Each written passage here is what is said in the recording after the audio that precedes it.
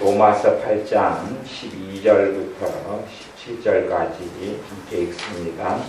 그러므로 형제들아 우리가 빚진 자로 돼 육신에게 져서 육신대로 살 것이 아니니라.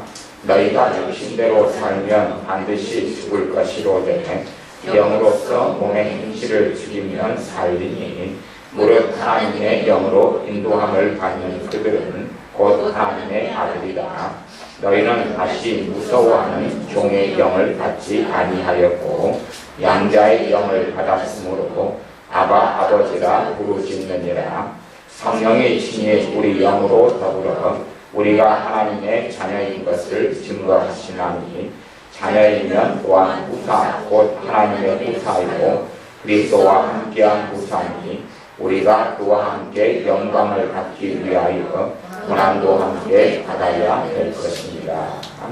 아멘. 로마서는 로마에 있는 하나님의 자녀들에게 보낸 서신이고 나아가서 하나님의 자녀임이 예수를 믿는 사람인 우리들에게 보낸 하나님의 말씀입니다. 그러므로 형제들아 우리가 빚진 자로되 사도 바울이 이 서신서에 주신 대상이 되는 신자들에게 형제들아 그리고 말합니다. 우리가 빚진 자로되 육신에게 져서 육신대로 살 것이 아닙니다. 육신에게 진다는 이야기는 육체의 소욕과 욕심과 욕망에 따라 살아가는 삶을 이야기합니다.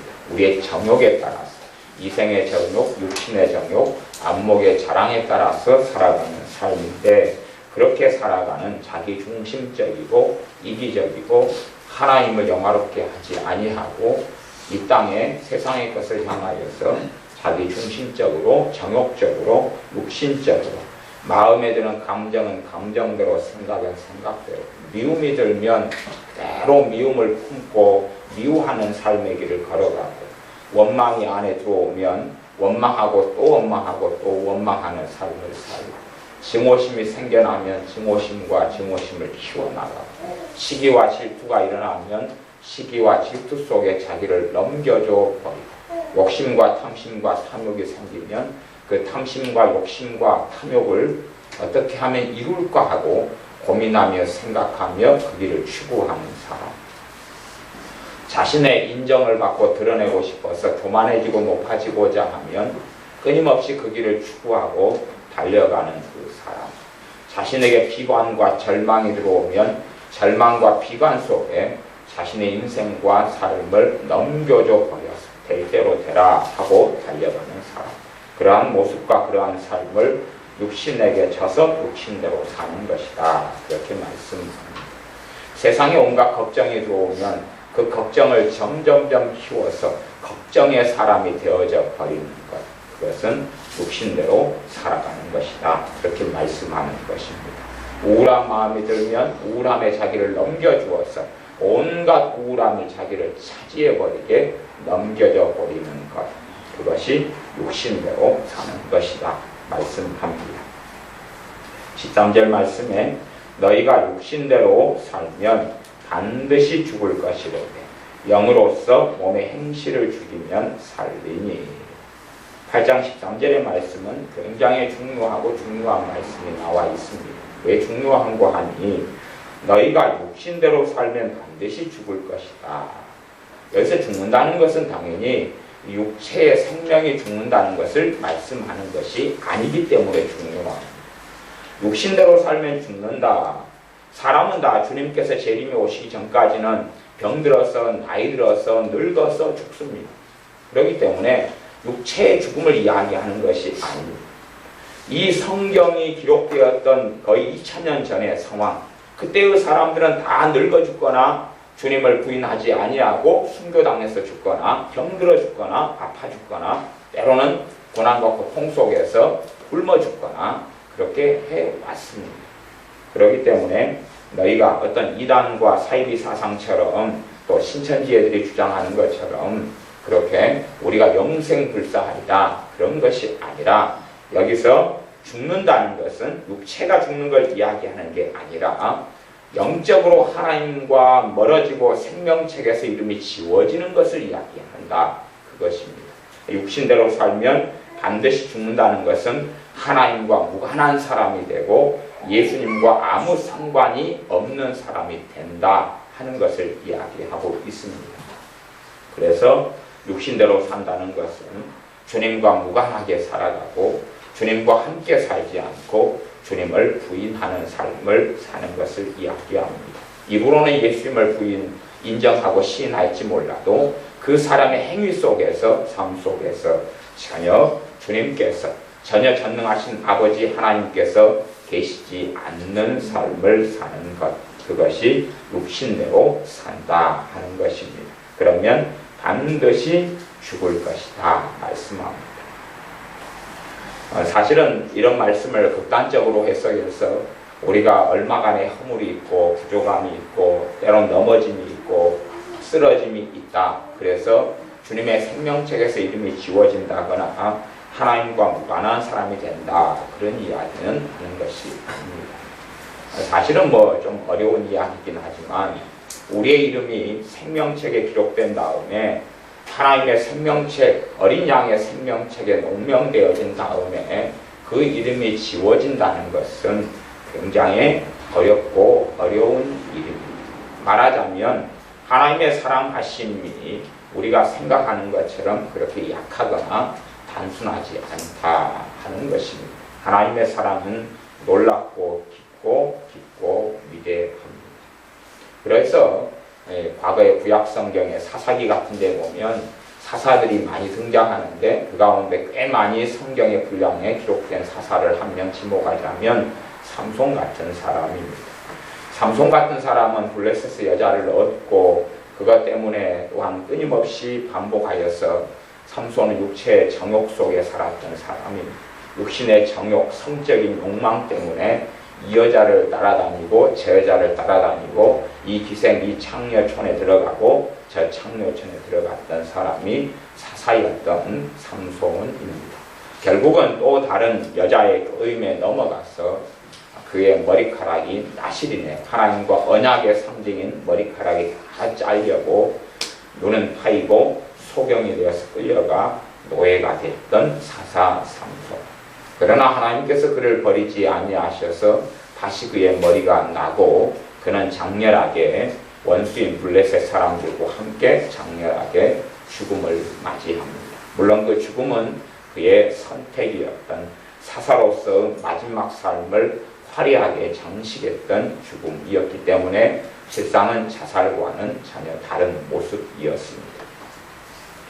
그 삼손의 그 창녀촌에 다니는 어떤 삶 자체가 옳았던 삶도 아니고 바른 삶도 아니었지만 그런 그의 육신적인 연약함과 육체의 정욕에도 불구하고 삼손을 버리지 아니하셨던 하나님을 우리는 보게 됩니다. 심지어는 야곱의 12아들들 가운데 유다라는 아들이 있고 주님께서 이 땅에 나실 때에 유다의 혈통을 통해서 나셨다 말씀할 정도의 유다가 있음에도 불구하고 그 유다는 또한 자신의 아내가 죽은 다음에 육신의 정욕 때문에 창녀들을 찾아 전제를 했던 일이 있습니다. 그래서 어리석게도 자신의 며느리 다말을 알아보지 못하고 창녀인 줄 알고 함께 동침했다가 베레스와 세라라고 하는 아들들을 낳습니다. 며느리에게서 낳았으니 손주도 아니고 아들도 아닌 아들이자 손주인 이상한 존재가 태어나고 맙니다. 그러나 베레스와 세라를 통하여 하나님께서는 하나님의 뜻을 이루시며 이루어 나가셨습니다. 성경에 많은 분량이 기록된 또 다른 사람은 다윗이라는 사람이 있습니다. 우리가 다윗의 하나님을 찬미했던 다윗의 장막, 또 그가 얼마나 하나님을 경외하며 춤을 추었는가, 얼마나 많이 하나님을 찬양하고 찬미했던 시를 기록했는가를 성경을 통해 볼 수 있습니다만은 그 사람의 삶 속에는 참으로 많은 어리석음과 정욕이 또한 함께 존재하고 있었습니다. 그럼에도 불구하고 그의 연약함과 부족함에도 불구하고 그를 항상 다시 회복시키시며 그를 은혜의 장중에 하나님께서 불러들이시는 것을 알 수가 있습니다. 우리가 우리의 인간적인 면모로 생각해 볼 때에 우리가 우리의 자녀를 낳았습니다. 자녀를 낳았으면 그 자녀가 우리의 마음에 딱 들리게 효도하고 또 지혜롭게 잘 살아가고 공부도 잘하고 악하지 않고 선량하게 자녀가 성장하고 자란다면 좋겠지만 반면에 우리의 자녀가 그렇게 되지 않고 때로는 가출하고 때로는 어리석어지고 악해지고 또 전과자가 되기도 할 수 있다, 그런 말입니다. 그럼에도 불구하고 그를 마음에 품고 있는 부모는 간혹 버리는 부모가 있긴 하지만 전반적으로는 자녀 때문에 애통하고 아파하고 울고 기도합니다. 그러한 부모의 사랑보다 더 위대한 사랑이 하나님 아버지의 사랑이라고 성경은 증거합니다. 그래서 어미가 젖먹이 아이를 둔 어미가 어떠한 사정 때문에 그 갓난 아이를 버릴 수 있을지언정 하나님께서는 너희를 버리지 않겠다라고 말씀하는 건 하나님의 사랑의 위대함을 말씀하시는 것이지 각 사람들이 하나님에게서 벗어나거나 떠날 수 없다, 그걸 말씀하는 건 아닙니다. 무수히 많은 이스라엘 사람들이 하나님을 떠나서 멸망의 길로 걸어갔기 때문에 그렇습니다. 그래서 우리가 우리의 삶 속에 많은 허물과 부족함과 연약함에도 불구하고 하나님 아버지의 사랑을 믿어야 되는 그 위대한 사랑을 받아들이고 살아가는 하나님의 자녀들이 반드시 되어야 됩니다.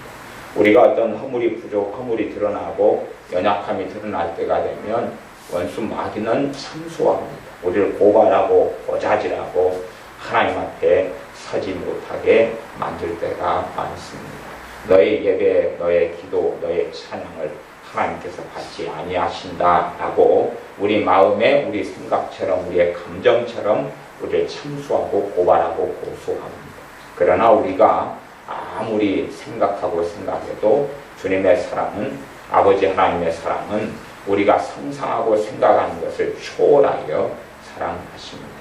우리의 생각을 넘어서서 우리를 사랑하시는 분이 하나님이시고 우리가 우리 주 예수님을 믿음을 통하여 아버지 하나님의 아들이 되고 딸이 되었다면 육신적으로 혹은 이 땅에서 호적 관계 속에서 또 혈연 관계 속에서 부모와 자식이 되는 관계보다 더 강한 관계가 되고 맙니다. 그것은 우리 주 예수님의 피를 통하여 보혈을 통하여 이루어지는 것이기 때문에 육체를 통하여 이룬 가족보다 하나님 아버지와 하나님의 자녀가 가지는 관계는 훨씬 더 강력하고 강합니다.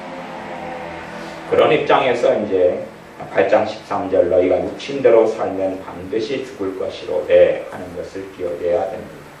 그래서 어떠한 사람들은 예수를 믿는다라고 말하지만 실제로 그의 삶 속에 육신만이 존재하고 그의 육체의 정욕과 소욕대로 그대로 인생을 주님이 없는 삶, 하나님이 없는 삶을 향하여 달려가면 그가 처음에 주님을 믿었다, 영접했다, 주님을 따랐다 할지라도 그가 어느 때가 되면 어느 마지노선이 넘어가면 그가 이 땅의 삶 속에 하나님과 전혀 무관한 사람, 영적인 죽음을 맞이하는 사람, 하나님의 생명책에서 이름이 지워지는 사람이 된다 하는 말씀입니다. 그렇기 때문에 이런 말씀을 주의 깊게 잘 다루어서 성경 66권 가운데서 잘 살펴봐야 될 것입니다. 가룟 유다가 처음에 주님의 사사로 부름받았다가 그는 끊임없이 주님과 함께 살았음에도 불구하고 주님을 부인하고 배신하고 하는 삶을 살아서 어느 일정한 선을 넘어버리고 말았습니다. 그에 대한 이야기는 사망에 이르는 죄가 있다. 사망에 이르는 죄. 그 가장 사망에 이르는 기본적인 죄가 성령 해방죄가 되죠. 성령 해방죄를 짓는 사람들은 다시는 하나님께 돌아올 수가 없다. 실제로 WCC에 깊이 있게 관여하는 사람들이 꽤 성령 해방죄를 짓는 사람들이 많습니다. 그래서 그 WCC에 깊이 관여하는 사람들은 다시금 사함을 받을 일이 없습니다. 왜 그러냐 그러면 WCC에 관여해서 예수님 아니어도 구원을 받을 수 있다. 그런 사람은 다시 회개하면 됩니다. 그런데 WCC 안에 들어가면 무서운 점이 있습니다. 한국에는 어쨌든 WCC 안에 또 WCC 하부단체격인 NCC 안에 포함되어 있는 교회와 성도 교인들이 절반이 넘습니다. 50%가 넘어요. 자신이 인정하든 인정하지 않든지 간에 물론 그것을 깊이 관여했다 그러는 건 아닙니다. 깊이 관여한 사람들이 있어요. 그 사람들이 성령 해방죄를 지어버린 사람이 많습니다. 왜 성령 해방죄냐 그러면 WCC에서 가르치는 신학이나 가르치는 내용이요, 성령 하나님을 언급하는 내용이 굉장히 많습니다. 그들이 성령 하나님을 굉장히 많이 언급한다 그 말이에요. 그런데 실제로 그들이 언급하는 성령 하나님은 삼위일체 하나님이 아니고 이 세상의 잡신들, 귀신들을 다 성령님이라고 해요. 그들이 가리키는 것이. 말하자면 아합이 죽었어요. 아합이 범죄에 죽었으면 아합의 영이여 오소서, 당신은 성령님입니다. 그런다 그 말이에요. 이 땅에 있는 모든 귀신들, 영들의 흐름, 인디안의 영들, 아니면 아프리카의 어떤 주술사의 영, 그런 걸 다 성령님이라고 해버리는 것이 WCC가 가지고 있는 근원적인 신학입니다. 그 사람들은 꽤 성령이라는 단어를 좋아합니다. 거룩한 영, 성령이라는 단어를 좋아하고 사용합니다만은 우리가 성경 안에서 참된 신자가 믿는 성령 하나님과는 전혀 다른 단어입니다. 그렇기 때문에 과거에 바리새인들에게 주님께서 너희가 성령님을 회방하면 다시 오는 세상이 있어도 너희는 결코 사하심을 받지 못하리라 했던 것처럼 WCC에 깊이 있게 관여해서 사용하는 성령이라는 단어로 글을 쓰고 말하지만 그들이 말하는 성령님은 전능하신 하나님, 삼위일체 하나님이 아니라 정말로 이단 사이비적인 성령 해방죄와 모독하는 죄를 짓고 있는 것을 발견합니다. 물론 많은 사람들은 WCC에 주장하는 성령이라는 단어, 성령님이라는 단어를 발견하고서도 우리가 생각하는 성령 하나님이라고 착각하겠지만 한 걸음 더 깊이 들어가면 그렇게 되어집니다. 그래서 이 땅에 사는 이 WCC나 NCCK의 거두들 같은 경우는 대부분 성령 해방죄를 지은 자들이기 때문에 다시는 주님께 돌아올 수도 없고 반역의 길을 계속하여 걸어가며 영적인 눈은 완전히 닫혀서 버림받은 사울왕처럼, 버림받은 가룟 유다처럼 그렇게 살다가 버림받은 과거의 선지자였던 발람 선지자가 술사, 무당, 주술사로 인생을 마감해서 죽었던 것처럼, 죽임당했던 것처럼 그러한 길을 걸어갑니다. 그래서 너희가 육신대로 살면 반드시 죽을 것이로되, 어떠한 하나님의 자녀들은 육신대로 계속 살아가다가 그의 이름이 아예 그냥 어떤 선을 넘기 전에 주님께서 긍휼히 여기시고 사랑하셔서 그의 생명을 거두시는 일들도 종종 일어납니다.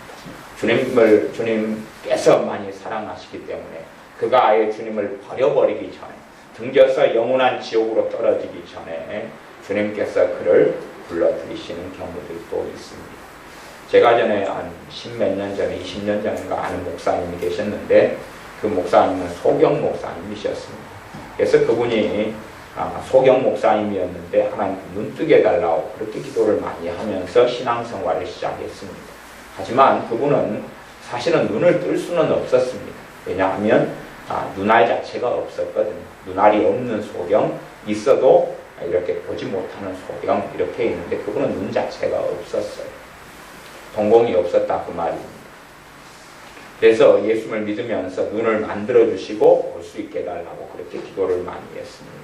그렇게 소경되어 살다가 그러다가 어쨌든 신학교를 갔습니다. 신학을 해서 전도사님이 되었고 전도사님으로 어느 교회에 부임을 했습니다. 근데 그분 안에는 진정한 믿음은 없었어요. 그냥 눈을 뜨고자 하는 마음이 강해서 교회를 다니기 시작했습니다. 근데 그분이 담배 골초셨습니다. 담배 골초여가지고 담배를 그렇게 많이 피웠습니다. 근데 그때 그분은 나이가 많이 드셔가지고 한 20년 전에 돌아가셨는데 나이가 많이 드신 분이셨는데 그때 당시에는 이제 젊은 청년이었죠. 그래서 그분이 화장실에 앉아서 소경이 담배를 피웠는데 그때는 다 집으로 돼 있잖아요. 집. 이렇게 화장실도 그렇고 야외 화장실, 집들도 다 예배당도 그렇습니다. 그래서 그분이 담배를 피우고 있는데 그 교회에 한 분 계셨던 장로님이 전도사님 그리고 밖에서 찾는 겁니다. 그러니까 놀래가지고 당황스러워가지고 담배를 피우다가 집어 던졌는데 이 집에 떨어져가지고 이렇게 예배당인 얹어놓은 집에 떨어져서 예배당을 홀라당 태워버리고 말았어요. 그래서 그분이 떠나려고 그랬죠. 그냥 예배당을 담배 피우다가 날려먹은 전도사님이시기 때문에 떠나려고 그랬는데 장로님이 그분을 잡았어요. 그래서 전도사님의 소경이시고 앞도 못 보고 또 어디 오갈 데도 없는 분이 여기서 떠나면 안 되니까 여기서 계시자. 함께 계시자고 붙잡아서 있다가 그 전도사님이 깊게 기도하면서 주님을 찾고 엎드려서 부르짖는 가운데 주님을 만나게 됐어요. 성령 세례를 받고 성령 충만을 받고 담배도 다 끊어졌어요. 끊어지면서 이분에게 하나님께서 특별한 은혜를 주셨는데 성경을 볼 수 있는 은혜를 주셨어요. 성경을 보았다 그 말은 그분 말씀이 그래요. 다른 건 아무것도 안 보이는데 성경 정말 펼치면 글자가 그대로 보이더래요. 한 장을 넘기면 보이고 한 장을 넘기면 보이고 성경책을 덮으면 글자가 안 보이고 성경책만 볼 수 있도록 영적인 눈을 띄워주신 거죠. 그렇게 해서 이제 하나님의 큰 병 고치는 은사와 능력을 받고 하나님의 일을 더 깊이 시작했습니다. 그래서 전에 우리 여수든지 좀 전국에 다니시면서 큰 부흥사 일을 하셨어요. 근데 그분의 기도 가운데 치료받은 어떤 아가씨 한 명이 그 목사님을 좋아하셔가지고 찾아오셔서 아내가 되셨어요. 결혼을 하시고. 근데 이제 주변에서 그분 아내가 굉장히 아름다우셨던 모양이에요. 물론 지금은 한 8, 90살 되셔서 돌아가셨는지 그 사모님이 어쩐지는 모르겠습니다만은 굉장히 아름다워서 이분 마음속에 항상 조바심이 있었대요. 이 여자가, 이 아내가 자기를 언제든지 떠나고 더 멋있는 사람, 멋있는 남자에게 떠날 것이다 하는 두려움이 있었대요. 그래서 어쨌든 이분이 부흥사를 하시면서 돈을 긁어 모으기 시작하셨어요. 돈. 집회 다니시면서 치유해주고 그러면 헌금도 주고 개인적으로 돈도 주고 그런데 그 돈을 모으기 시작하셨어요. 그래서 이 돈을 많이 모으기 시작하면서 탐심과 탐욕에 찌들어서 영적인 은혜를 잃어가기 시작하고 주님과 함께 멀어져 가기 시작했어요. 그때가 이제 제가 20년이 넘은 이야기를 한다고 했잖아요. 이렇게 해가지고 아는 분이에요. 그때는 놀라운 권능과 치유의 능력 속에 그 목사님이 사셨다가 하나님 보시기에 어느 마지노선을 넘어가기 전에 완전히 탐심과 탐욕에 찌들어서 주님을 떠나기 전에 60몇 살 되셨을 때 주님이 불러가셨어요. 병을 통하여 그분을 불러가셨어요. 그 다음에 이제 재산 문제, 돈 문제, 이분이 모아놨던 돈이 막 튀어나오기 시작하는데 아주 그냥 많이 튀어나왔다. 그래요. 탐심과 탐욕, 정욕 속에 들어가서 주님을 버리기 전에 주님께서 사랑하셔서 불러가시는 그런 일들이 사실은 있는 것을 종종 확인하고 자주 확인하기도 합니다. 그래서 어떤 사람이 너희가 육신대로 살면 반드시 죽을 것이로되 영으로서 몸의 행실을 죽이면 살리니. 우리의 몸은 그대로 이 몸은 정욕을 가지고 있고 원하는 걸 가지고 있습니다. 안목의 정욕, 눈으로 보고 싶은 대로 보는 대로 우리 마음에 끌리면 더 소유하고 싶고 더 가지고 싶고 이생의 자랑, 명예욕이 사람들은 있어서 더 높은 감투를 쓰고자 하고 더 큰 것, 더 높은 자리에 앉고자 하고 다른 사람을 누르고서라도 좀 더 떵떵거리고 살고자 하는 마음도 있습니다. 또 내 몸이 원하는 대로 서면 앉고 싶고 앉으면 눕고 싶고 누우면 자고 싶은 육체 정욕부터 시작해서 무수히 많은 몸 때문에 이 육신 때문에 일어나는 죄의 경향성들을 우리는 가지고 있습니다. 근데 영으로서 몸의 행실을 죽이면 영으로서 그 말은 두 가지로 해석할 수 있는데 하나는 사람의 영인 본질, 사람의 중심인 영, 또 성령 하나님. 우리 여기서는 성령 하나님이 맞습니다. 왜냐하면 그 뒤에 나오는 말씀들이 성령 하나님을 말씀하기 때문에 그렇습니다. 그래서 몸의 행실을 죽이는 방법이 무엇이냐? 성령 하나님이다 그 말입니다. 성령 하나님을 따라서 살면 이 육체의 정욕을 벗어나는 삶을 살게 된다고 말씀합니다. 14절에 무릇 하나님의 영으로 인도함을 받는 그들은 곧 하나님의 아들이라. 실제적인 삶을 이야기하는 것입니다.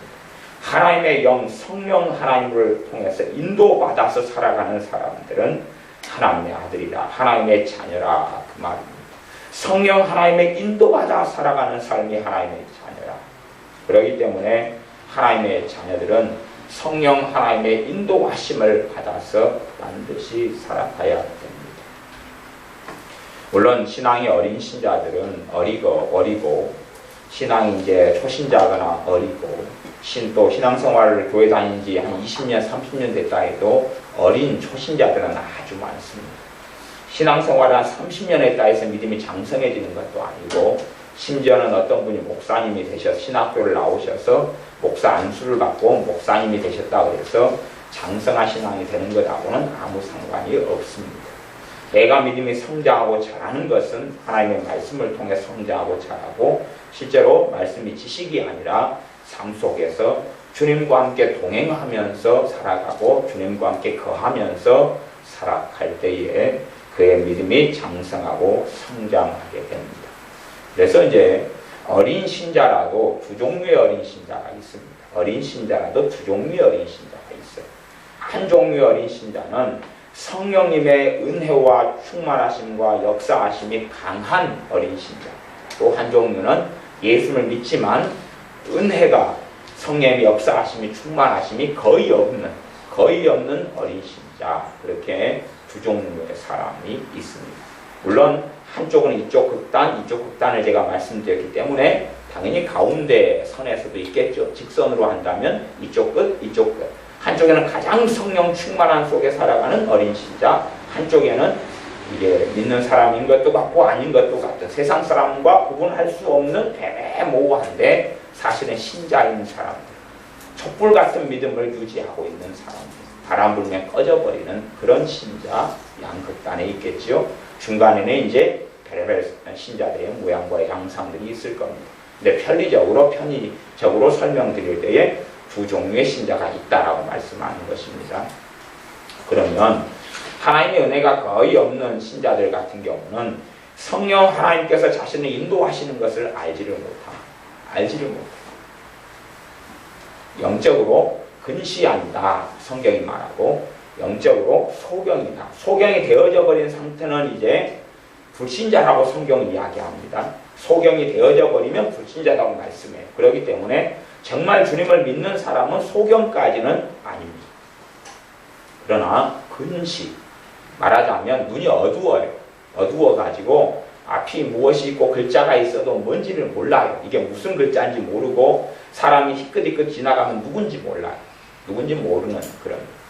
제가 예전에 어릴 때 안경을 일찍 중학교 한 몇 학년 때부터인가 썼던가 그러는데 집이 좀 가난해서 안경을 쓴 다음에 그 다음에 안경 도수를 때되면 바꿔야 되는데 잘 안 보이는 안경을 계속 오래 쓰고 살았어요. 그러니까 눈이 좀 빨리 좀 많이 나빠졌던 것 같아요.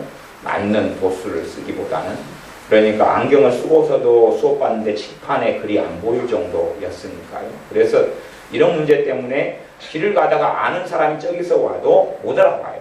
왜? 도수가 약하니까 제 양반이 아는 사람인지 모르는 사람인지 몰라요. 코앞에 온 다음에 안경을 쓰고 있어도 눈에 안 맞는 안경이기 때문에 그 사람을 그때야 겨우 분간하고 알 수가 있었어요.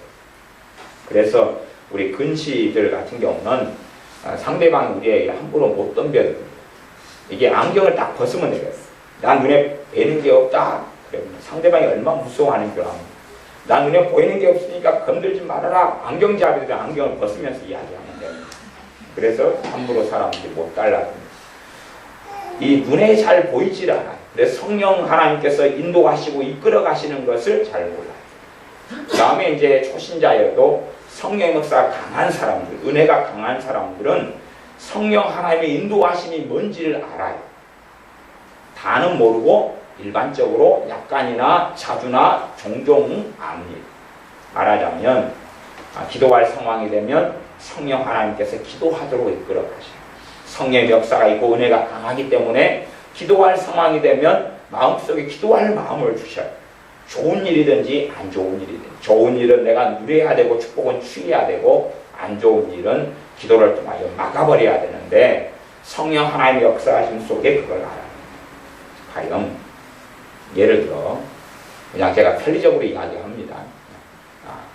제 삶 속에 제가 1년을 산다 그러면 문제들이 교회 안에서나 밖에서나 제 개인의 삶에서나 문제들이 발생합니다. 문제들이 발생해요. 예를 들어서 한 10개 정도의 문제가 발생합니다. 1년 동안에 기도를 하지 않으면 뒤집어 쓰고 덤태기를 쓸 문제가 10개 정도 발생한다고 가정해 봅니다. 실제로 뭐 10개든지 그 넘든지 적든지 그럽니다. 실제로 좀 적을 텐데 기도를 하지 않으면 안 될 그런 일들이 있습니다. 제가 하는 말이 이해되시고 실제로 그런 것을 아시는 분 손 들어보시죠. 무슨 말인지 아시는 분. 네. 그죠? 실제로 기도를 해야 되는데 그 문제를 알아요. 그러면 이제 제가 10개다 그렇게 이야기했으면 마귀의 공격과 역사가 삶 속에 더 많은 사람들은 그것보다 숫자가 더 많습니다. 더 많습니다. 저는 이제 10개가 좀 안 되는데 1년 되면 마귀가 공격하거나 문제가 벌어지는 교회 안에나 밖에나 개인적인 삶에나 10개가 좀 안 된다 이렇게 생각하는데 그래도 가령 1년이 12달이기 때문에 2달에 하나다 그래도 6개는 될 거 아니에요. 즉 2달에 하나다 그 6개 3달에 하나 그러면 3달에 하나면 4개 3달에 하나면 4달에 하나면 3개 그러겠죠. 그러면 그 문제가 와요. 알아요. 제가 알아요. 이건 기도하지 않으면 안 된 것이다. 제가 알아요. 그러면 기도하지 않으면 무슨 일이 벌어지겠어요? 다 덤태기를 쓰고 뒤집었습니다. 그 가운데 상처를 받고 마귀의 공격을 많이 받고 문제가 벌어지고 예를 들어 여러분이 그걸 생각하지 못하시는 모양인데 자요. 여러분이 집에 삽니다. 그런데 집에 불이 나버렸어요. 불이 나가 집이 다 타버렸어요. 여러분은 살아났어요. 집은 세간살이 다 타버렸어요. 그러면 원점으로 그냥 돌아가 다음날 자고 일어나면 다 불탔던 집이 다시 돌아옵니까? 아니면 돈을 투자하고 돈을 벌고 해서 세간살이를 사고 집도 다시 짓고 해야 됩니까? 세간살을 사고 집도 다시 지어야 되죠. 그 문제가 그대로 터져버리면 그런 심각한 내 인생이나 경제적이나 물질적이나 상처나 마음이나 인간관계나 다 그렇게 고통을 당하고 그 후유증이 그대로 남는다 그런 이야기입니다. 이해가 되십니까?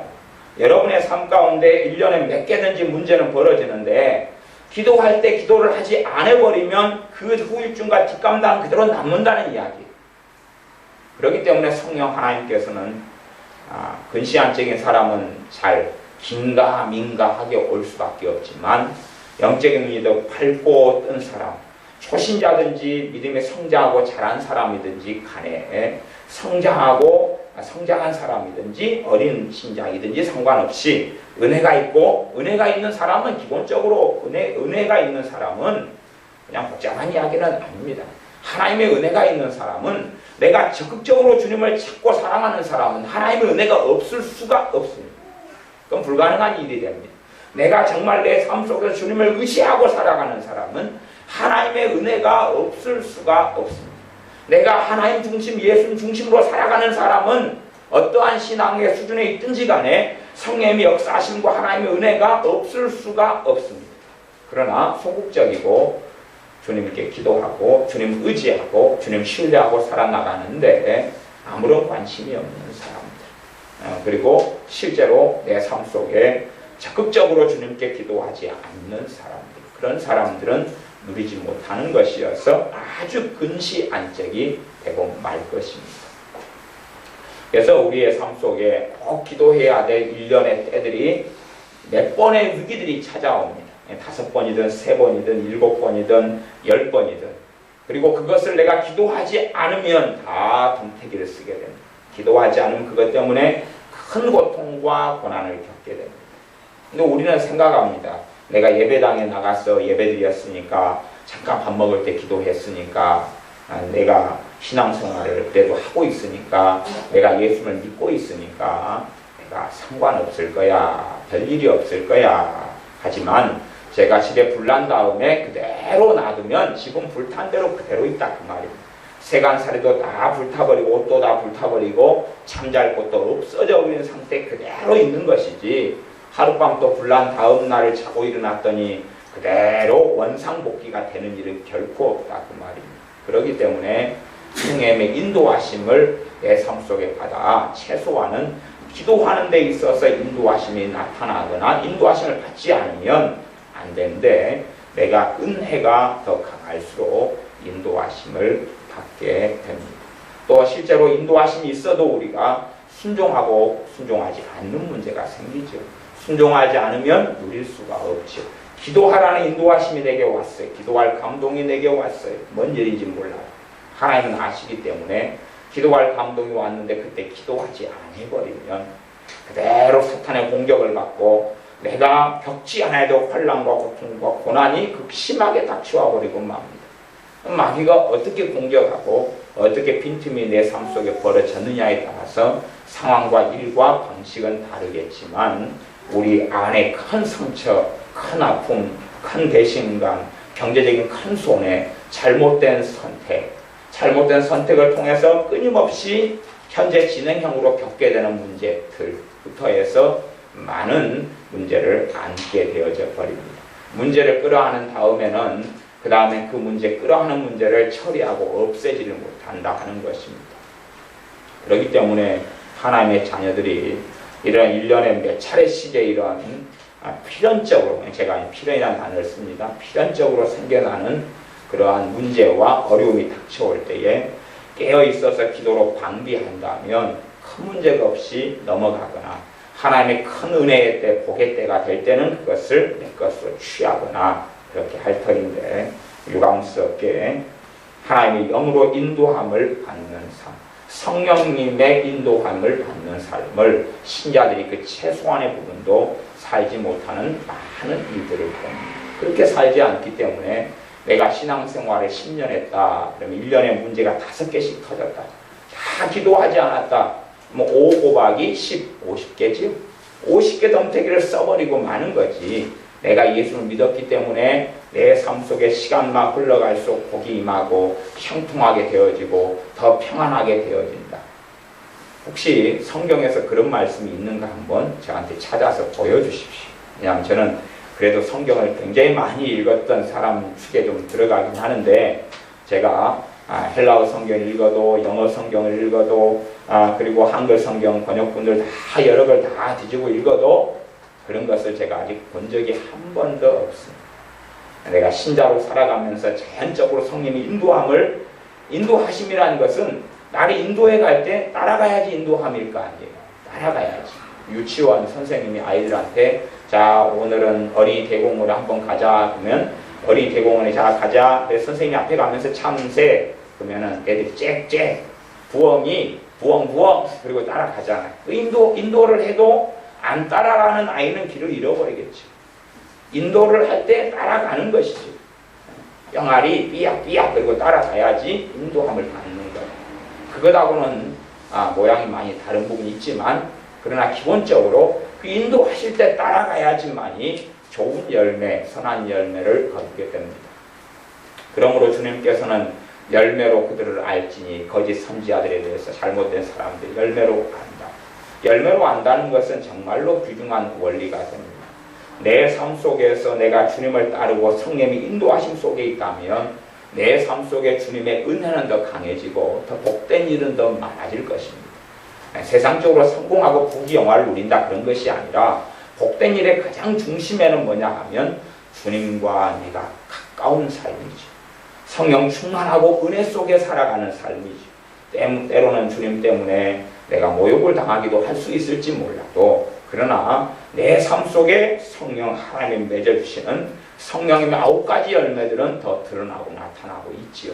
기도는 더 충만해지고 예배 가운데 내 마음과 심령은 더 뜨거워지고 하나님께서 함께 하시는 귀한 열매를 삶 속에 누리고 살아간다 그 말입니다. 그러나 내 삶 속에 하나님이 함께 하시는 열매들 또한 실제로 내 심령 속에서 살아계신 우리 주님께서 임하심, 역사하심, 이끌어 가시는 것을 거의 누리지 못하는 신자들이라면 실제로는 성령 인도하심 속에 살지 않는 그런 부분들이 되어집니다. 제가 지난 금요일날 설교 제목을 주님의 음성을 들으라 원 그려놨습니다. 그러면 아마 오늘 설교 제목은 이어서 주님의 음성을 들으라 2 그렇게 되어질지 모르겠습니다. 주님의 음성을 들으라 2 그러면 참 지금의 심각한 문제는 뭐냐 하면 성령님인 줄 알고 귀신의 음성을 듣고 살아나가는 신자들이 굉장히 많다는 사실입니다. 성령 하나님인 줄 알고 귀신의 음성, 말하자면 미혹하는 영의 음성을 듣고 살아가는 신자들이 굉장히 많습니다. 그래서 아주 복잡한 문제를 양산해냅니다. 최근에도 그런 분을 또 만났는데 어떻게 다룰 수 있는 방법이 없더라 말이에요. 왜냐하면 그 사람은 자기가 듣고 있는 음성의 주인이 성령 하나님인 줄 알지 귀신일로 생각을 못하는 겁니다. 근데 문제는 그 사람에게 겸손함이 있고 겸비함이 있으면 성령 하나님께서 그에게 그걸 이야기하게 하십니다. 그러나 교만한 사람은 이야기해봐야 누가 틀렸다 그러겠어요? 상대방이 틀렸다 그럽니다. 저는 이제 제 개인적으로 제 사명 중에 하나가 욕하는 영분별의 은사를 제가 어쨌든 주님께서 한 3종류 영분별의 은사를 주셔서 영분별의 은사 3종류가 아마 넘든가 그러니까 은사가 복잡하니까 어쨌든 미혹하는 영을 받은 사람을 분별할 수 있는 그런 100%는 아니어도 그런 은사의 부분이 있어요. 근데 미혹하는 영의 부분에서 사역의 부르심도 다소가 조금은 있는데 미혹하는 영을 가진 사람이 나타나도 성령님께서 분별은 당연히 은사적으로나 또 알아요. 경험이 이제 많으니까 아는데 다루라고 인도를 하시는 경우는 드뭅니다. 저 사람을 도와줘라 그렇게 하는 경우가 드물어요. 왜냐하면 받아들이지 않을 거기 때문에.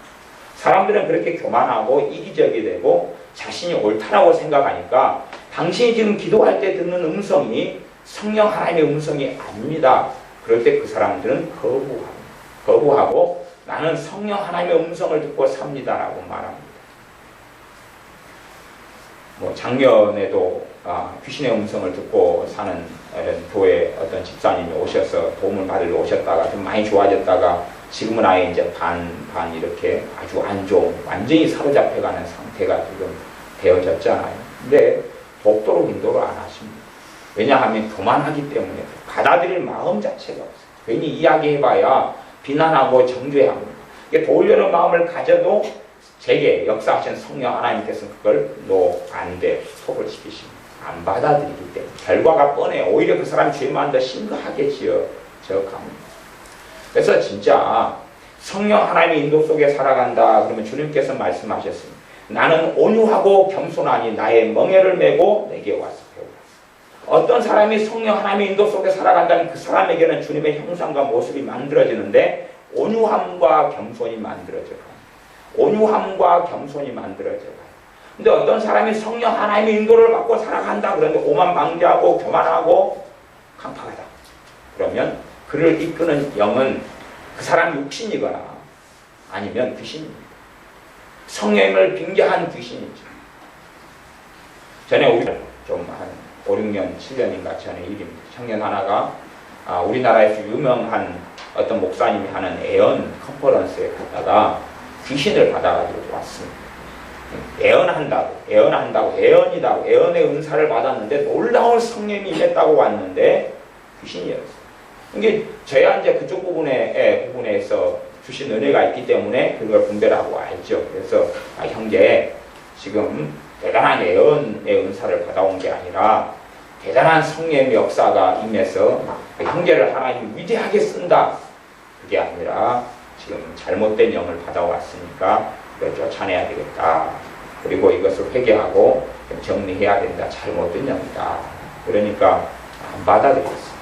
안 받아들이고 가족이 어쨌든 다 교회를 떠났습니다. 가족 어쨌든 5명 다 떠났어요. 어머니 권사님이 저한테 목사님께서 도와주신 은혜 또 자신의 친정어머니 장례식 치르고 아버지 또 어떻게 하고 어떻게 하는 건 하니까 나중에 하나님께서 돈을 어마어마하게 많이 준다고 그랬습니다. 그때 목사님 한몫 챙겨드리겠습니다. 말씀하시고 아직까지 연락이 없으세요. 한몫 챙겨드리다 그러셨네요. 근데 목사님만 성령 받으라는 법이 있어요. 내 아들도 성령 받을 수 있잖아요. 우리 저한테 그래서 아니 다 우리는 성령 충만을 받고 주님의 은혜 속에 살아가야 됩니다. 권사님. 그런데 문제가 잘못된 영을 받았기 때문에 문제가 됩니다. 그래서 이건 쫓아내야지만이 아들이 정상적으로 살고 하나님께 쓰임받고 살지 않겠습니까? 이건 잘못된 영을 받았습니다. 그러니까 권사님이 인정하지 않으셨어요. 귀신은 그 사람을 높입니다. 특성이 그래요. 잘못된 영을 받으면 귀신은 누구를 높여요? 그 사람을 높여요. 그 사람을 높이는 방법은 간단합니다. 너가 위대하게 될 것이야. 하나님께서 너를 위대하게 쓸 것이야. 그럼 귀신이거든. 아니 성령 하나님은 관심은 자신에게 계시지도 않습니다. 그분은 진리의 영이라 예수님께서 말씀하시고 증거하시길 그분이 오시면 내 영광을 가지고 주님의 영광을 드러내는 것이죠. 그 사람 너가 위대할 거야. 너를 위대하게 사용할 거야. 너를 통해 놀라운 하나님의 일을 이룰 거야. 절대 성령 하나님은 그렇게 말씀하시지 않습니다. 오히려 너는 겸손해져라 말씀하시는 분이 성령 하나님이시지, 너는 위대한 종이야, 너는 높은 종이야, 너를 통해 무수히 많은 사람들을 구원할 거야, 그런 이야기 성령 하나님은 안 하십니다. 사도 바울, 사도 중에 사도였던 사도 바울도 교만하지 않게 하려고, 자고하지 않게 하시려고 하나님께서 사탄의 사자 육체에 가시를 허락하셨거늘 도대체 어떤 사람을 교만하게 만드는 길로 성령 하나님이 인도하시겠느냐 하는 것입니다. 절대 그렇지 않습니다. 오히려 주님께서 하신 말씀을 생각나게 하실 겁니다. 나는 온유하고 겸손하니 내게 와서 나의 멍에를 메고 내게 배우라. 그래서 이 미혹하는 영을 가진 사람들의 특성은 유감스럽게도 교만입니다. 왜? 그 영이 계속 역사하면서 그 사람을 부추기기 때문에 그렇습니다. 성령님인 것처럼 가장해서 그 사람을 부추깁니다. 너는 위대해. 너는 높아질 거야. 너는 지금은 비천하지만 높은 데 세울 거야. 너는 지금은 연약하고 부족하지만 대단하게 만들 거야. 물론 그 사람들이 다 귀신의 역사를 따라 사는 건 아닙니다. 그래서 성령의 역사도 있고 은사도 있고 귀신의 역사도 같이 있어 혼재되는 경우가 많습니다. 그것을 편리적으로 그냥 별로 좋은 단어와 용어는 아닌데 양신 역사라 그럽니다. 물론 성령 하나님과 이 타락한 천사들의 이 귀신하고는 어떻게 비길 수가 없어서 양신 역사라는 건 말이 안 되지만 어쨌든 이제 귀신할 때 신자하고 하나님의 신, 성령 하나님 할 때 그렇게 해서 이제 양신 역사라 그런 단어를 사용하고 그런 단어 말고는 특별하게 개념적으로 단어적으로 만들어지고 개발된 단어가 없기 때문에 그런 단어를 쓰게 되는 이런 형편입니다. 어쨌든 그런 성령 하나님의 역사와 귀신의 역사를 동시에 그냥 가지고 살아가는 신자들이 많고 시간이 흘러갈수록 그들은 교만해지고 독선적이 되고 오만하고 어리석어집니다. 그래서 다른 사람들의 말에는 절대 귀를 기울이지 않고 겸손해지지 않으며 어리석은 길을 걸어갑니다. 이 미혹하는 영 귀신을 받는 사람들이 갈수록 이제는 많습니다. 갈수록 아주 많아요. 굉장히 많아집니다. 많아지는데 어떤 사람은 하나님 말씀을 잘 알면서 성경하고는 다른 것을 자꾸만 이 어떤 성령님이라고 말하는 어떤 존재가 이야기하니까 분별해 가면서 대적하고 쫓아내는 사람이 있고 그런 사람이 있고 어떤 사람은 그냥 계속하여 자기에게 속살거리는 그 소리로 성령 하나님이라고 역사하는 그 소리를 따라서 삶을 살아갑니다. 하나님의 음성, 주님의 음성을 들으라 그랬지만 기본적으로는 음성을 듣는다 할 때에 하나님의 음성을 듣는 법, 또 그런 애언 컨퍼런스에서 하나님의 음성을 듣게 하는 것, 그걸 하면서 미혹하는 영을 굉장히 많이 사람들이 받아들입니다. 그걸 컨퍼런스 하는 목사님도 유명한 목사님입니다. 그런 데 가서 받아들이는데 사실은 거기에 큰 오류가 있기 때문에 그렇습니다. 어떤 오류가 있냐고, 귀신이 그냥 침입하고 성령을 가장해서 하나님을 믿는 신자, 기도하는 신자에게 침입할 때에 큰 오류가 있습니다. 어떤 사람, 그 사람이 가지고 있는 오류가 있다 그 말이에요. 귀신을 받아들이는 오류가 있어요. 근데 어떤 오류냐 그러면 음성을 들으려고 한다는 오류입니다. 음성을 들으려고 할 때에 귀신이 침입하게 됩니다. 하나님의 음성을 들어보려고 할 때 침입하게 된다. 하나님의 음성을 들어보려 할 때 침입합니다. 가령 애언은사를 가진 사람이, 애언은사를 받은 사람이 애언 자체가 더러워지고 잘못된 애언을 하면서 더러운 귀신이 애언은사 속에 침입해버리는 사람들이 많이 있습니다. 아주 많습니다. 제가 애언은사를 어쨌든 1990년에 받아서 애언을 23년 그 중간에 또 몇 년 안 하고 그랬지만 그래도 세월이 23년이 흘렀습니다. 그러면서 애언한다는 사역자들이나 사람들을 많이 만났을 것 아닙니까? 그러면 그 애언을 들어보면 막 섞이고 더럽게 되고 잘못된 영에 의해서 애언하고 이런 사람들을 종종 보았다 그 말입니다. 뭐 왜 그러냐 하면 어쩔 때 제가 집회할 때 어떤 자매가 남자를 데리고 왔어. 남자를 데리고 와서 저한테 애언 좀 해달라고 했어. 무슨 애언이요? 그랬더니 얘가 하나님께 정한 내 배우자인지 아닌지 애언 좀 해달라고 그러고, 또 어떤 자매도 노처녀가 와가지고 내 배우자에 대해서 애언을 좀 해달라고. 내가 지금 40살이 다 돼가는데 아직도 내가 결혼을 못하고 있는데 그걸 애언해 달라는 것이. 그런 예언은 제가 없다 그랬어요. 그런 예언은 없다 그랬어요. 말하자면 하나님께서 주시는 예언이 나오는 것이지 내가 어떤 예언을 하고 싶어가지고 하는 게 아니랍니다. 이게 잘못된 예언을 하는 사람 특징은 뭐냐, 귀신이 틈타는 특징은 뭐냐 그러면 내가 당신의 돈에 대해서 예언을 한번 해보려고 합니다. 돈에 대해서 아니라 당신의 경제적인 하나님께서 얼마나 축복을 주실 건지 그쪽으로 내가 예언을 한번 해보려고 합니다. 그러니까 자기가 예언의 주인이 되는 거예요. 자기가 예언하는 내용의 주인이 돼요. 귀신이 틈타지. 그렇게 틈을 탑니다. 그래서 그 사람이 양심 역사 속에 살다가 주님을 그래도 사랑하는 사람이면 완전히 부인하기 전에 데려가 버리시거나 아니면 완전히 주님을 가룟 유다처럼 세상을 주님을 등져버리고 사울 왕처럼 주님과 끝나버리는 사망에 이르는 죄 속에 들어가기도 합니다. 그래서 사람들이 주님의 음성을 들으려고 할 때에 함정이 생겨나 귀신이 틈탈 준비가 됩니다. 들어보려고 할 때. 주님, 내가 내 자식을 위해 기도합니다. 주님, 내 자식을 어떻게 쓰시렵니까? 내 자식을 어떻게 사용할지 좀 음성을 들려주세요. 그러면 그 사람은 누구를 조종하는 사람이 됩니까? 하나님을 조종하는 사람이 됩니다. 하나님을 조종하려고 그러니까 누가 틈타냐? 귀신이 음성을 들려주기 시작하고 그 음성을 성령인 줄 알고 받아들이기 시작하면 그때 이제 뿌리를 내리고 들어옵니다. 그래서 자주 기도할 때 되면 하나님이 역사하시기보다는 성령님을 가장한 그 귀신이 말을 하기 시작합니다. 더군다나 언제 말하겠습니까? 인생의 가장 중요한 선택의 때에 기도에 있어서 말을 합니다. 어떤 자매가 이혼을 한 다음에 그 다음에 이제 재혼을 할 때에 재혼할 때에 제게 그렇게 물었습니다. 지금 남자 이제 제가 묻기보다는 제게 그런 이야기를 하더라고요. 목사님, 내가 이 남자하고 결혼을 하려고 그러는데 지금 이 남자가 불신자입니다. 예수를 안 믿는 사람이고 이 남자의 집안은 전부 다 불교 신자입니다. 근데 제가 이 남자를 놓고 기도를 막 하겠더니 주님께서 하시는 말씀이 너를 그 집에 선교사로 보내노라. 너를 통하여 그 집안 식구들을 다 구원하리라 했다고 말씀하시더라. 그 음성이 들렸다. 그래서 자신도 어쨌든 그 남자가 좀 호감도 있고 안 믿는 사람이라도 근데 그 남자하고 재혼을 하라고 하나님이 그랬다. 그러는 거예요. 그래서 제가 아닙니다.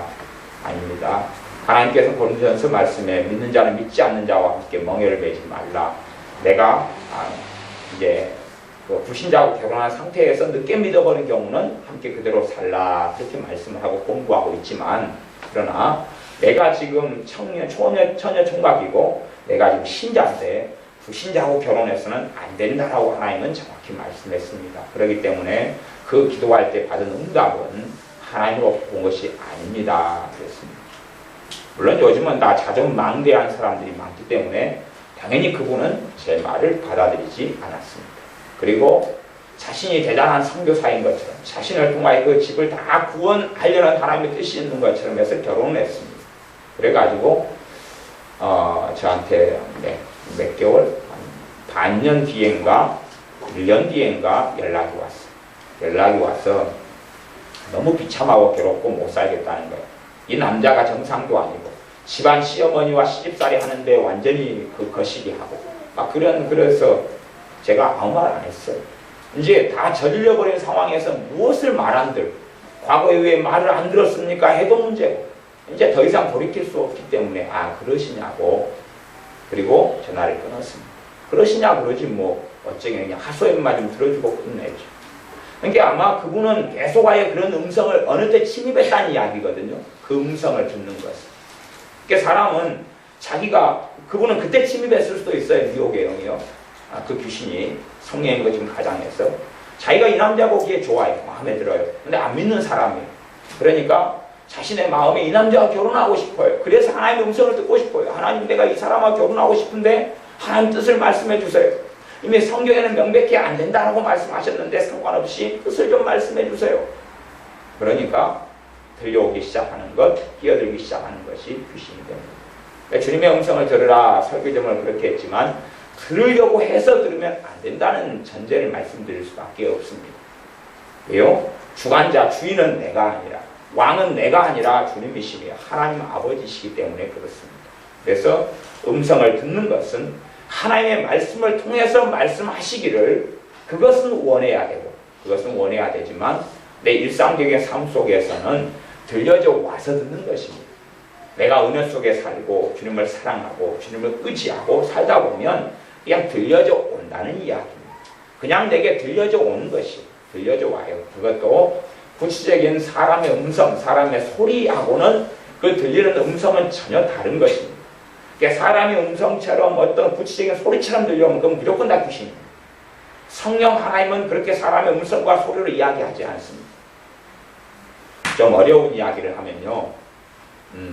천국에서 그런지 안 그런지는 모르겠습니다. 그런지 안 그런지는 모르겠는데 주님께서 우리에게 뭘 말씀하실 때 되면 그것은 소리로 말씀하실 때가 있지만 직접 이제 담에색 도상에서 사도 바울이 주님 만났을 때는 직접 음성을 들었어요. 근데 그런 경우는 평생에 채 한 번이 되지를 않습니다. 그렇게 되지 않고 주님께서 말씀하실 때는 다 성령 하나님을 통하여 말씀하십니다. 그래서 그 소리가 주로 영적인 소리입니다. 영적인 소리라는 것은 무슨 말이냐면 어떤 언어를 사용하냐면 의미 언어를 사용하시지 그러지 음성 언어를 거의 사용하시지 않습니다. 자, 의미 언어하고 음성 언어라는 단어를 제가 설명했습니다. 말하자면 의미가 내게 오는 것이 그걸 제가 다른 말로 하면 영감이다 이렇게 표현하기도 합니다. 영감의 형태로 내 영 속에서 말씀을 하셔요. 그렇기 때문에 내가 이제 음성으로 바꾸는 것은 내가 하는 것입니다. 내가 사람의 이 의미로 말씀하셨구나. 그게 의미가 오는 것이 의미가 왔는데 그것을 내 말로 바꾸다가 보니까 단어 선택을 누가 해요? 내가 하지요. 그러면서 약간의 왜곡도 생기고 오류도 생겨납니다. 영적인 언어로 말씀하시는 것이지 그러지 사람의 소리로 이야기를 하지도 않아요. 가령 제가 귀신들하고 좀 많이 싸우기도 하고 수다거리기도 하고 많이 만나기도 했습니다.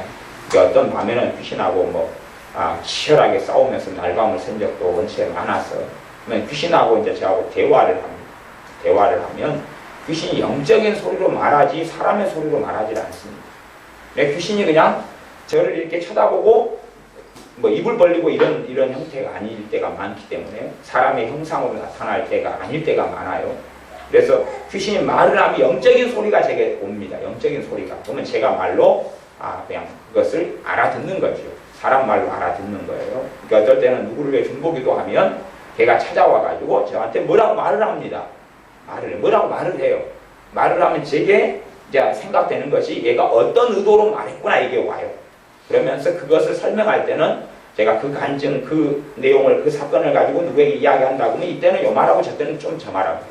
왜냐하면 영적인 의미로 소리가 왔기 때문에 여러 가지 뉘앙스를 담고 있습니다.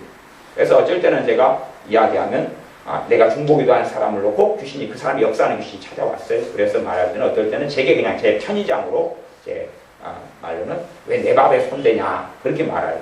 제가 그렇게 이제 영적으로 듣는 때 있고 건들지 마라, 기도하지 마라 그런 것을 함께 포함하고 있는 어떤 것이 와요. 언어가. 네, 그걸 함께 포함하고 있어요. 단어 자체가. 영적인 언어를 사용하는 거지 그러지 사람이 육신의 어떤 언어를 사용하는 게 아닙니다. 그렇기 때문에 성령 하나님께서 우리에게 음성을 주시고 말씀하셔도 육신의 구체적인 언어가 아닙니다. 영적인 언어와 의미를 사용하세요. 그렇기 때문에 사람의 언어보다 훨씬 더 고차원적인 언어를 사용하는 걸 알 수 있어요. 어찌됐든 그래서 내가 하나님의 음성을 들어보려는 시도가 귀신에 틈타게 되는 악한 영, 미혹하는 영이 틈타게 되는 문제가 되고 맙니다. 우리가 하나님의 은혜 속에 살고 주님의 사랑을 받아들이고 믿고 하나님의 말씀을 통하여 주님을 섬기고 살아나갈 때에 또한 주님 앞에 엎드려서 내가 기도하며 살아갈 때에 성령의 역사도 충만해지고 은혜는 더 강해져 갑니다. 내가 죄를 깨달을수록 내 죄가 더 물리치고 깨트려져 나가기 시작하고 그럴 때에 그냥 더 많이 더 자주 성령 하나님의 음성이 사람의 소리하고는 다르다 그랬습니다. 표현하기를 음성이 성령 하나님의 음성이 말씀이 내게 들려오기 시작합니다. 그래서 삶 속에서 성령 인도를 따라 살아가면 하나님의 아들이다 말씀하는 것은 하나님의 아들로 딸로 누리고 살아간다는 것입니다. 내가 예수를 믿는 믿음을 통하여 생명책에 내 이름이 기록되어서 하나님의 딸이 됐고 아들이 됐지만 실제로 딸의 권세, 아들의 권세를 누리고 사는 것은 다르잖아요. 여러분이 어느 나라 왕의 아들이고 딸이어서 왕자와 공주라고 가정하면, 왕자와 공주라면, 그래서 그 왕자와 공주가 이제 그 왕자가 옛날 거지 왕자 이야기 아시죠? 집에서 탈출해가지고 거지가 됐습니다.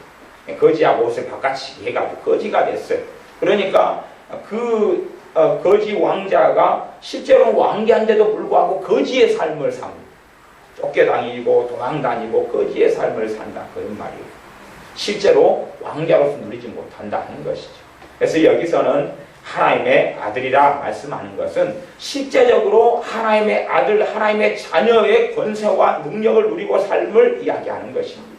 하나님 예수를 믿어서 하나님의 자녀가 되었는데 실제 그 삶 속에 하나님의 자녀된 삶을, 그 권세와 능력과 은혜를 누리고 사는 사람이 어떤 사람들이냐 하면 무릇 하나님의 영으로 인도함을 받아 사는 사람들이다 하는 이야기입니다. 이것을 로마에 있는 신자들에게 권고하는 것입니다. 로마에 예수를 믿는 사람들에게 그걸 이야기하는 것이, 너희들이 지금 예수를 믿는데 너희들이 하나님의 영의 성령의 인도하심을 받아 너희가 살아가면 하나님의 자녀로서 누리고 살아가고, 너희가 그렇게 되지 못하면 너희가 하나님의 아들이고 하나님의 딸이지만 너희는 누리지 못할 것이다. 너희는 거지 같은 삶을 살 수도 있다라고 말씀하는 것입니다. 이것이 그대로 되어지는 사실이라면 이 말씀을 쓰시거나 언급할 이유가 없어집니다. 15절, 너희는 다시 무서워하는 종의 영을 받지 아니하였고, 무서워하는 종의 영을 여러 사람들이 여러 가지로 해석하는데, 마침 노이존스 목사님도 많이 해석하는데, 제가 로마서 강의 같은 거 읽어보면 전혀 틀린 이야기를 하고 있더라, 그 말입니다. 근데 여기서는 그 무서워하는 종의 영을 마침 노이존스 같은 유명한 목사님들은 이거 성령님이라고 합니다. 뒤에도 성령님이고 앞에도 성령님. 근데 성령님이 아니고 귀신을 이야기합니다. 무서워하는 종의 영은 노예를 삼게 하는 더러운 영을 이야기하는 것이. 그래서 너희가 그 전에 하나님을 모를 때는 귀신에 이끌려서, 더러운 영에 이끌려서, 사탄 마귀에게 이끌려서 마귀의 종노릇 하였더니, 죄의 종노릇, 마귀의 종노릇 하였더니 이제는 양자의 영을 받았다. 양자는 뭐예요? 양아들이 되고 양딸이 되는, 수양딸이 되는, 딸이 되게 하는 영인 성령님을 받았으므로 너희가 이제 하나님께 아버지, 아빠, 아바는 아람어로 아빠 그 말입니다.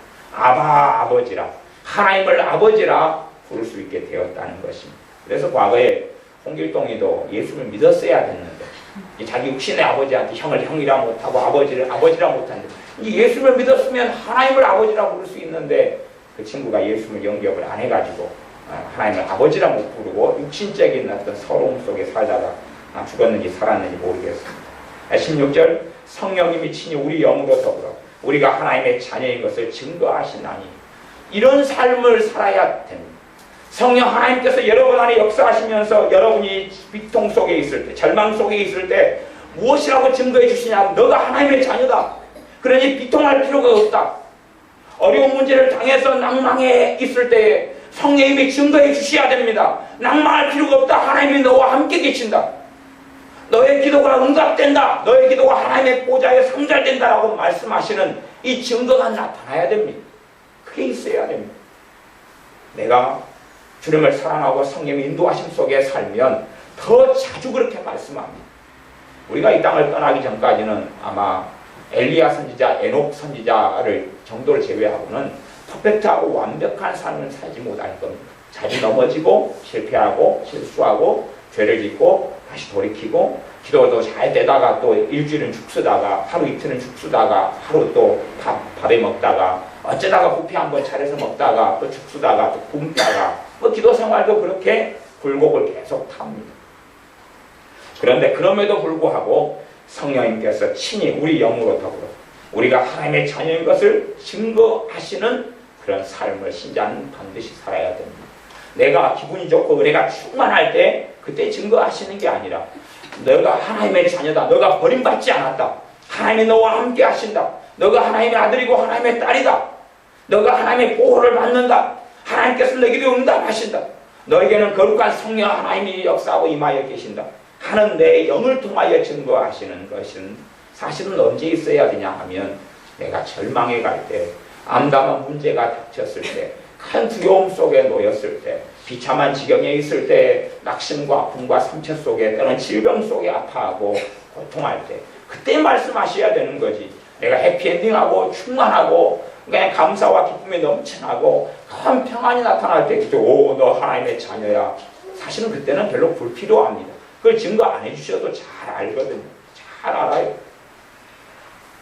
자식한테도 자식이 항상 아빠와 엄마와 함께 있어서 좋은 날들을 보내고 있을 때 그때 엄마 아빠가 자식한테 너는 우리 딸이야 그래봐야 딸은 그럴 겁니다. 잘 알아요. 그런 거죠. 그런데 딸이 학교에서 빵점 맞고 오고 그 다음에 막 그냥 안 좋은 일을 당하고 왔어. 슬픈 일을 당하고 왔어. 그럴 때 엄마 아빠가 너는 내 딸이잖아. 돌봐줄 거야. 걱정하지 마.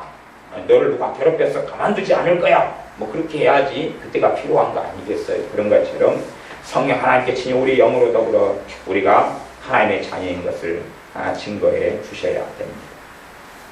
여러분의 삶 속에 성령 하나님께서 하시는 말씀들에 우리가 순종해가는 삶을 살아야 됩니다.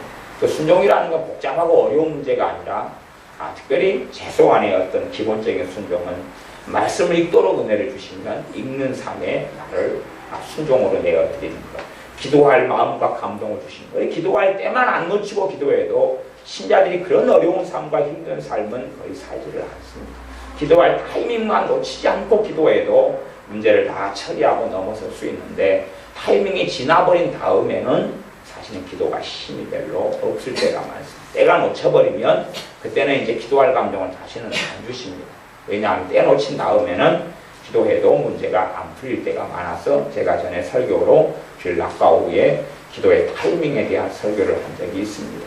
기차가 지금 출발하기 전에 내가 타면 괜찮은데 기차가 출발해본 다음에 10분 전에 출발했다, 20분 전에 출발했다 그러면 기차를 이렇게 따라잡으려면 그냥은 안 된다. 그런 이야기입니다. 그것처럼 한번 결혼하기 전에 배우자를 놓고 기도해서 응답받으면 좋은데 내가 마음대로 결혼해버린 다음에 이제 배우자를 놓고 기도해도 늦어버리고 그 다음에 결혼 생활을 놓고 기도해도 이제 그때는 많은 기도 제목이 늦어버리고 어려움 속에서 계속 살아야 한다. 그런 이야기입니다.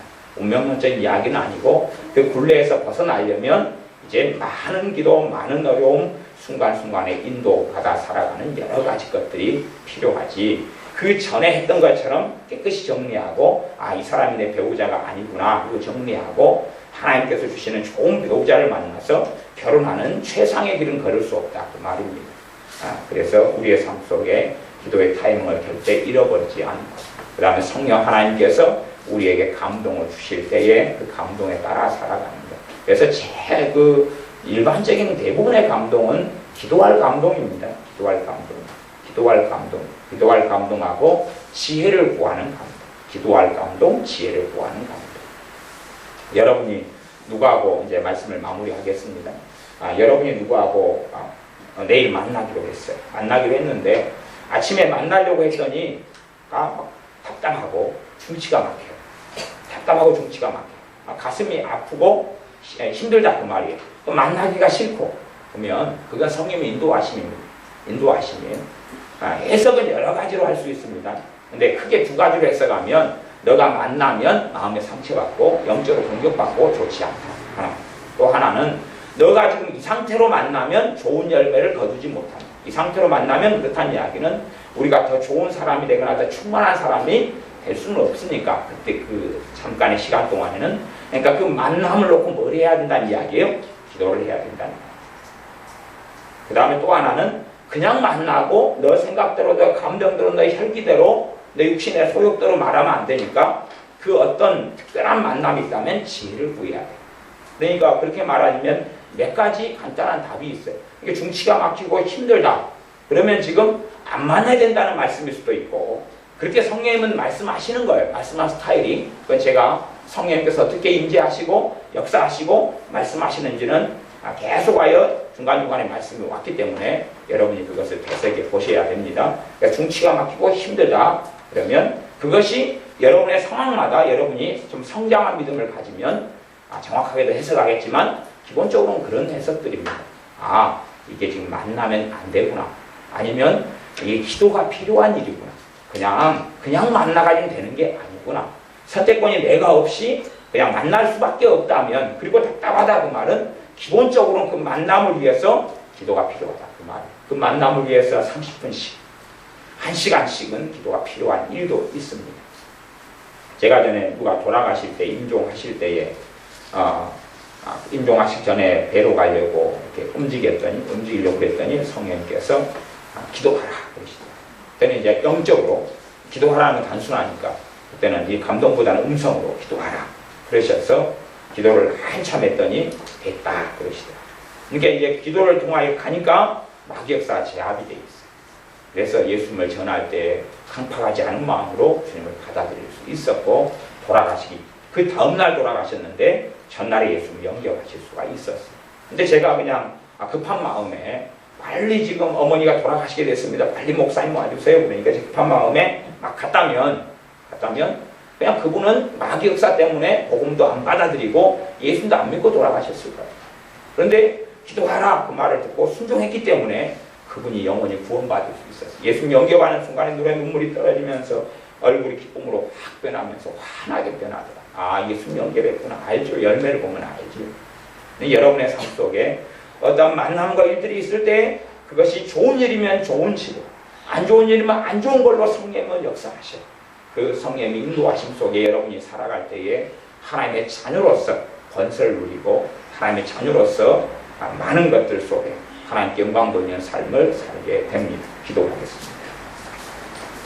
아버지 하나님, 우리가 하나님을 조종하려는 것처럼 해서 내가 듣고 싶은 자리에서 음성을 들으려고 하고 내가 어떤 의도성을 가지고 하나님을 구하고 하나님의 뜻대로 조종하려 할 때에 더러운 영, 미혹하는 영이 성령 하나님이신 것처럼 가정에서 역사할 때에 우리가 이러한 어리석은 삶을 들지 않고 어리석은 행위가 아니라 우리가 주님의 자녀로 주님의 종으로 순종하는 자녀로 살게 하여 주시옵소서. 성령 하나님께서 주님께서 말씀하실 때 아멘 하며 믿음의 길, 순종의 길을 걸어가는 우리가 되게 하여 주시옵소서. 우리가 성령 하나님의 인도를 따라 살아가서 하나님의 자녀됨을 누리며 주님을 영광스럽게 하는 삶을 살게 하옵소서. 예수님의 이름으로 기도하옵나이다. 아멘.